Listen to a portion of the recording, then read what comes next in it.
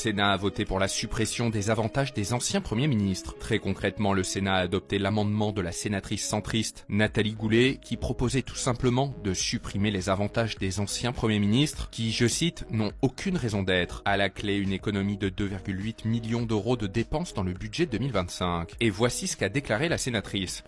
Je vous propose de supprimer les avantages des anciens présidents de la République et des anciens premiers ministres qui, dans l'ensemble, ne sont pas des grands nécessiteux de la République, qui ont tous un certain nombre de retraites et qui ont tous des postes de consultants.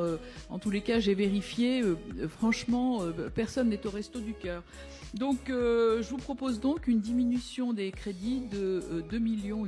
Alors en fait, les anciens chefs du gouvernement ont droit à un soutien matériel et personnel encadré par un décret pris en 2019. Le texte prévoit qu'ils bénéficient sur demande d'un secrétaire particulier pour une durée de 10 ans maximum et d'un véhicule et d'un chauffeur dont les dépenses sont prises en charge par l'État, cette fois pour une durée illimitée. Un coût estimé à 1,42 million d'euros pour les 11 anciens locataires de Matignon, rien que pour 2023. Le texte doit encore être voté par la commission mixte paritaire de l'Assemblée nationale, je vous tiendrai au courant.